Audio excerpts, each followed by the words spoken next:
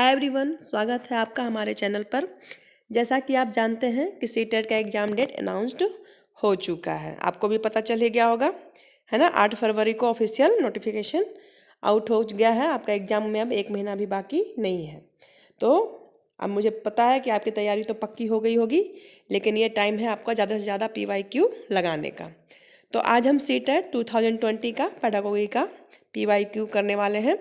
Video को skip बिल्कुल भी मत करिएगा, क्योंकि ये पेडागोगी ही एक ऐसा पोर्शन है जो आपको सबसे ज़्यादा मार्क्स दिलाता है, क्योंकि वो हर सेक्शन में पूछा जाता है।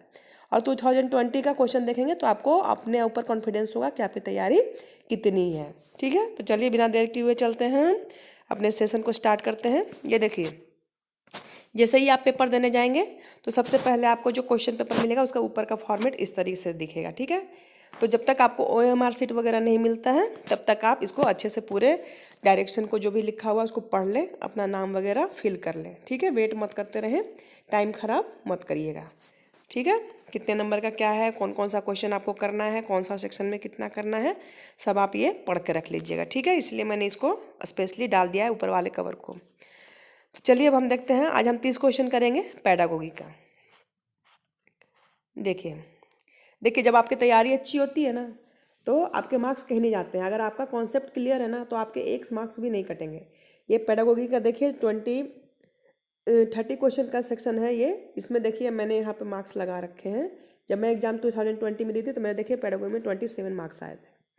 27 तो मैंने लगाए थे, मेरा एक और सही हो गया था, 28 सही हो गया था मेरा। तो देखिए क्वेश्चन कुछ भी हार्ड नहीं होता है, बस आप उसको समझ के करिए। ठीक है, कंसेप्ट को क्लियर करिए, रट्टाफिकेशन मत करिए।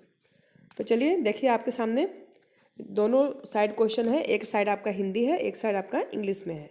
आप जिसमें कंफर्टेबल हैं आप उस पोर्शन को अच्छे से पढ़ के समझ के और आंसर को कर सकते हैं।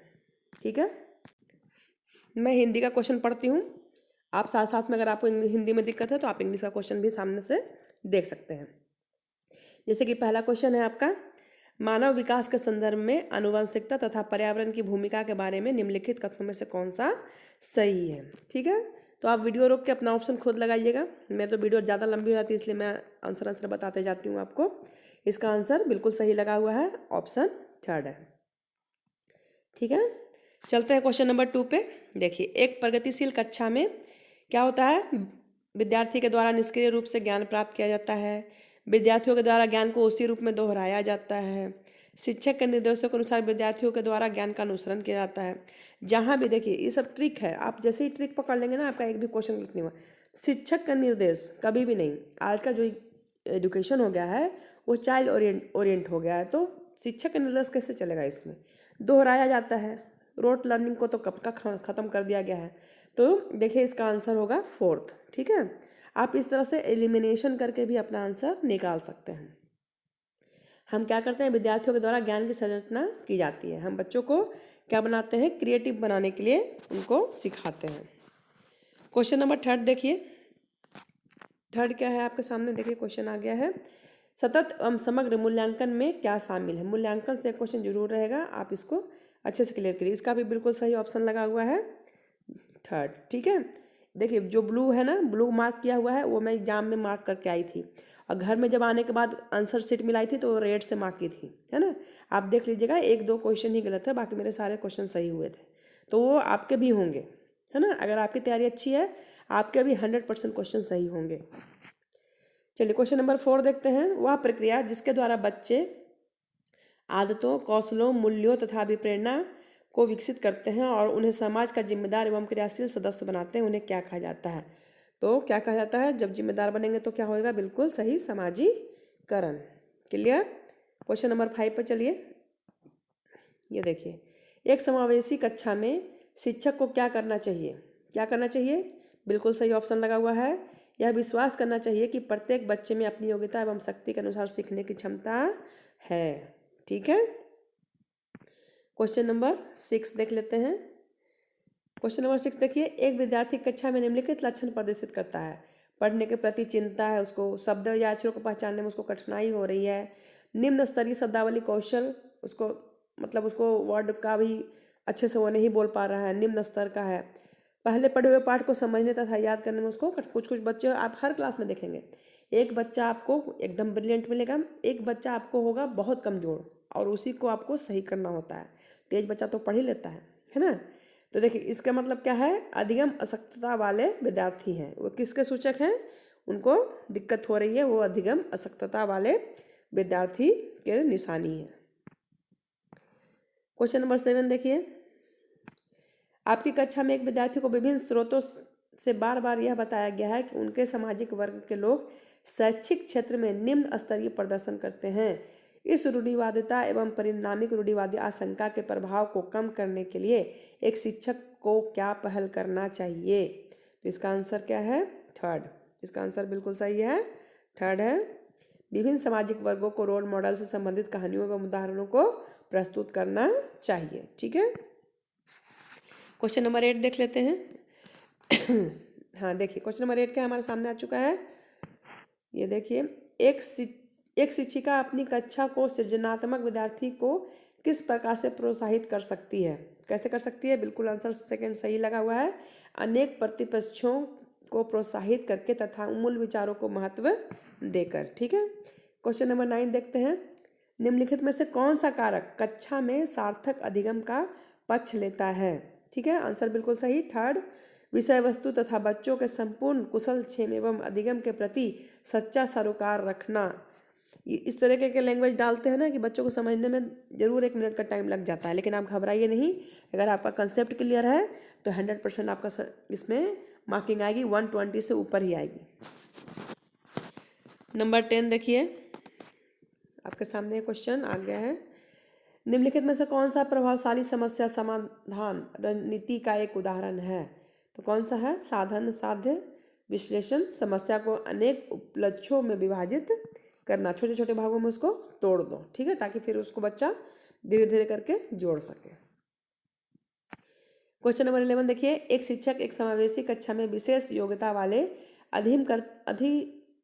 अधिगमकर्ताओं की आवश्यकताओं को किस प्रकार से बता सकता है, संबोधित कर सकता है? कैसे कर सकता है? बिल्कुल सही ऑप्शन लगा हुआ है इसका भी, प्रत्येक विद्यार्थियों के अधिगम के सशक्त पक्षों एवं कमजोरियों के विश्लेषण के आधार पर विशिष्ट अधिगम उद्देश्यों को विकसित करना, है ना। टीचर के हिसाब से आप जब भी एग्जाम में बैठेंगे तो टीचर के हिसाब से बैठेंगे, आप ये सोच के बैठेंगे कि आप टीचर बन चुके हैं, तब उसमें से 50 से 60% आंसर आप ऐसे ही दे देंगे, आपको पढ़ने की ज़रूरत ही नहीं पड़ेगी। आप जैसे सोचते हैं कि हमारे टीचर हमारे साथ ऐसे करते हैं, आप वैसे ही आंसर निकालिए, है ना। क्वेश्चन नंबर 12 देखते हैं, शिक्षक कक्षा में पढ़ने में ध्यान न देने वाले बच्चों से किस प्रकार का बर्ताव कर सकते हैं? उनसे बात करके तथा उनकी अरुचि का कारण जानने की कोशिश करके। टीचर को कुछ भी अलाउ नहीं है, उनको सब काम करना पड़ता है। चलिए, क्वेश्चन नंबर 13, संरचनावादी उपागम बताता है कि डैश ज्ञान की संरचना के लिए अत्यंत आवश्यक है। बताइए, ज्ञान के लिए क्या आवश्यक है? विद्यार्थी का पूर्व ज्ञान। जब भी हम कोई नया चैप्टर पढ़ाते हैं तो बच्चों को उसके, जैसे मान लीजिए हम बच्चों को 2 का टेबल या सिखा रहे हैं तो उनको पहले काउंटिंग आनी चाहिए, तो यानी विद्यार्थी का पूर्व ज्ञान होना चाहिए। ठीक है ना। क्वेश्चन नंबर 14 देखते हैं, ये देखिए क्वेश्चन नंबर 14, बच्चे अनेक घटनाओं के बारे में सहजानुभूत सिद्धांत की संरचना करते हैं। इस पृष्ठभूमि में एक शिक्षक को क्या करना चाहिए? ये 2020 का क्वेश्चन है और क्वेश्चन बिल्कुल ऐसे ही पूछा जाएगा। कभी भी एक वर्ड में, एक लाइन में क्वेश्चन नहीं होगा, क्वेश्चन आपको इतना घुमाया जाएगा, इतना घुमाया जाएगा कि आपका दिमाग घूम जाएगा। ठीक है, तो इसलिए इस तरीके के क्वेश्चन लगाना शुरू करिए। पढ़ा हुआ तो आपका सब कुछ है, सब कुछ पढ़ के बैठ चुके हैं आप। अब 1 महीना भी नहीं है आपके एग्जाम में, आपको बस PYQ रोज़ लगाना है। ये दम मान के रखिए कि कम से कम 1 सेट तो मैं रोज़ लगाऊं। अगर आप ऐसा करते हैं ना तो आपको टेंशन लेने की ज़रूरत नहीं है। 150 में से 125 मार्क्स आपका रखा हुआ है। ठीक है, चलिए, इसका भी आंसर बिल्कुल सही है, क्वेश्चन नंबर 4। ठीक है, संवाद के द्वारा बच्चों को इन अवधारणाओं की चुनौती देनी चाहिए। कभी कभी देखते हैं बच्चे नहीं करते तो हम उनको उल्टा बोलते हैं, तो बच्चे फिर वो काम करना शुरू कर देते हैं, हमें उन्हें चुनौती देते हैं। ठीक है, चलिए नेक्स्ट है, चैलेंज देकर भी बच्चों से काम, बहुत सारा काम कराया जाता है। आप मम्मी लोग को देखिएगा कैसे बच्चों से सारा काम करा लेती हैं।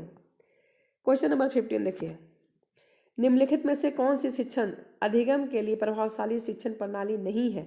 ये क्वेश्चन खास ध्यान रखिए, जहाँ पर भी नहीं पूछा जाता है वहाँ पर सावधानी से आंसर को चूज किया करिए, क्योंकि कभी कभी जल्दीबाजी में हम सही आंसर चूज करते हैं जबकि हमें पूछा हमें नहीं जाता है। ठीक है, देखिए हमें दोहराने की, हमें रोट लर्निंग तो बिल्कुल नहीं करानी है, तो हमें ये वाला काम नहीं करना चाहिए। ठीक है,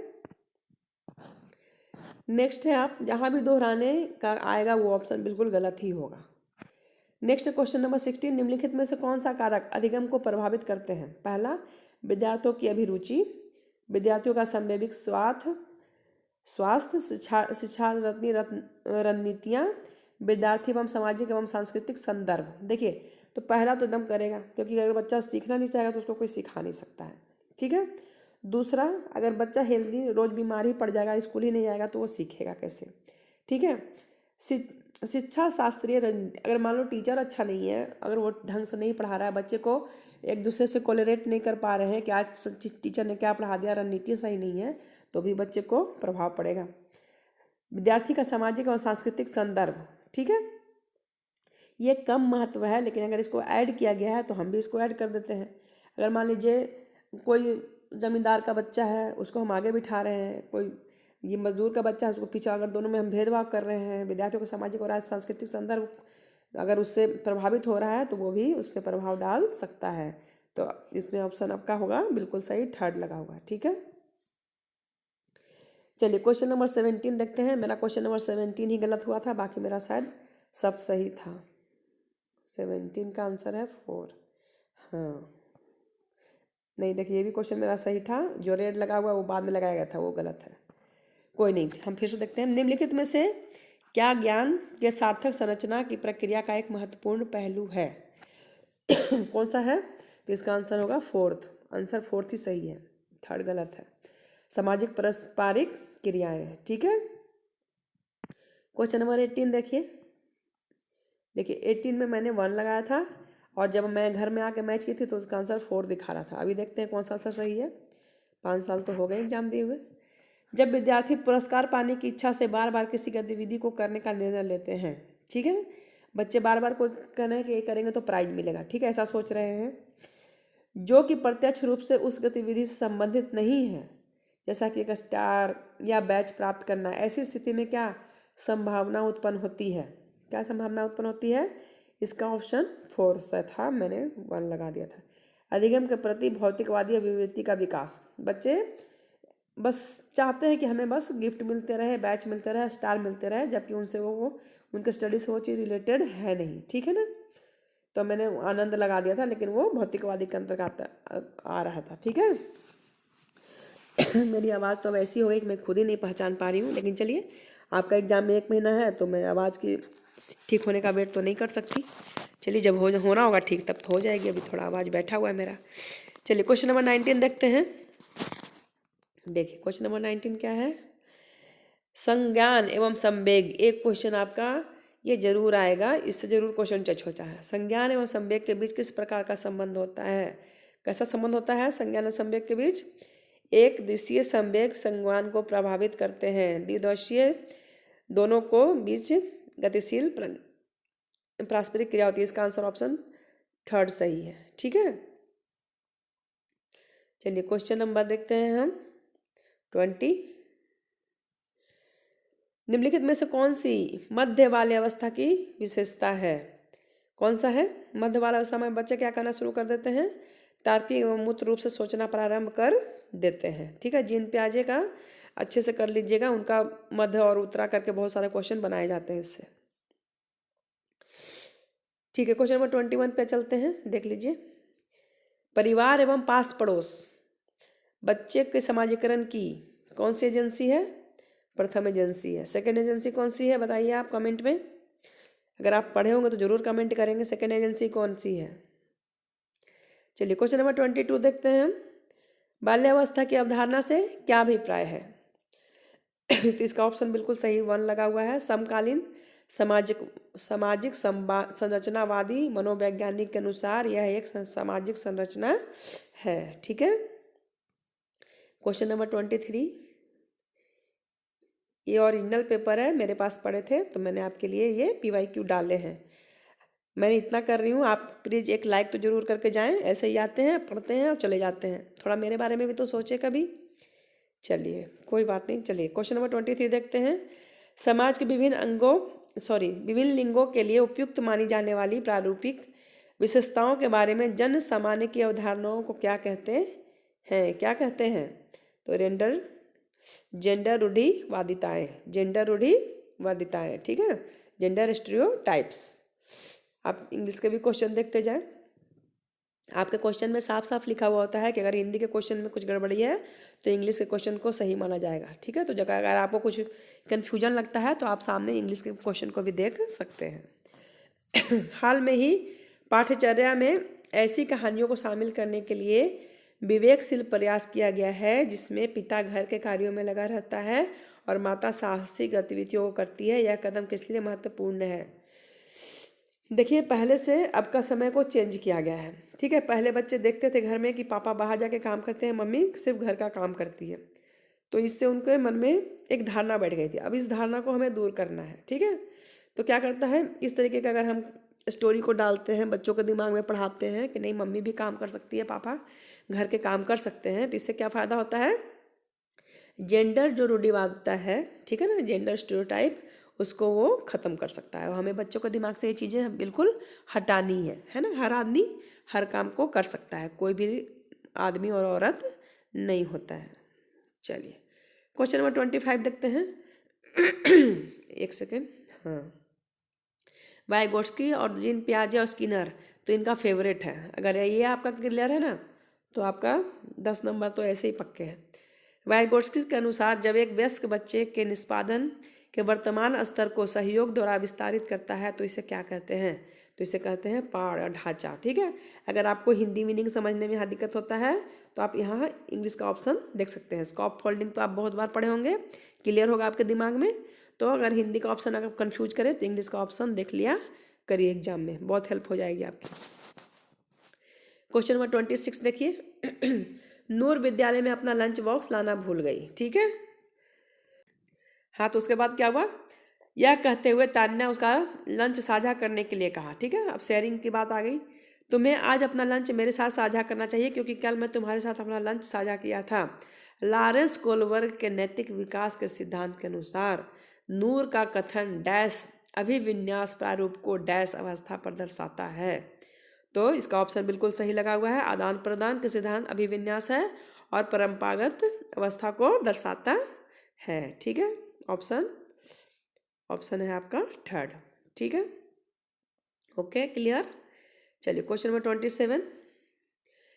डैश के अनुसार बच्चों के चिंतन के बारे में सामाजिक प्रक्रिया तथा सांस्कृतिक संदर्भ के प्रभाव को समझना आवश्यक है। किसके अनुसार? जहाँ भी सामाजिक और सांस्कृतिक आता है वहाँ पर ले वाइगोट्स्की ही आते हैं, ठीक है। आंसर 2 बिल्कुल सही लगा हुआ है। क्वेश्चन नंबर 28 देखते हैं।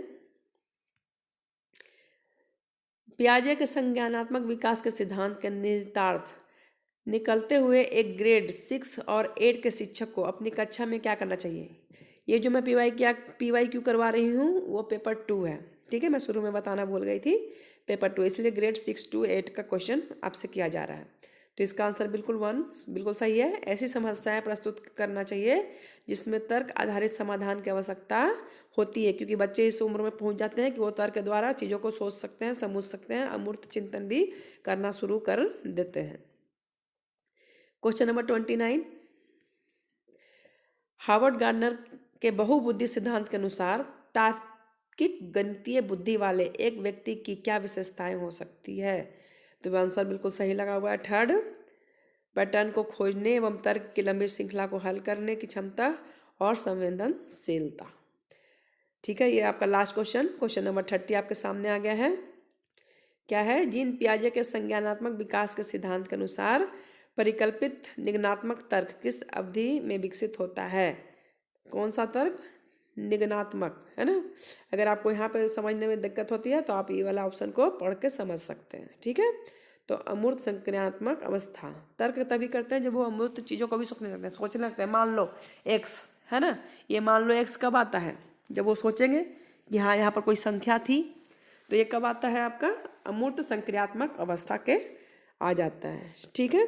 तो ये थे आपके 2020 के PYQ। आज के सेशन में हमने इसको कर लिया है। नेक्स्ट वीडियो में हम साइंस और मैथ्स के पोर्शन को देखेंगे। अगर आपको ये सेशन पसंद आया है तो वीडियो को लाइक किए बगैर बिल्कुल मत जाइएगा, और सब्सक्राइब करना तो बिल्कुल भी नहीं भूलिएगा। ठीक है, बेल आइकन को दबा दीजिए, क्योंकि जैसे ही आज या कल मेरी वीडियो आएगी तो आपको साइंस और मैथ्स का वीडियो आपको आसानी से मिल जाएगा। तब तक के लिए अपना ख्याल रखिए और अच्छे से पढ़ाई करिए। Bye friends.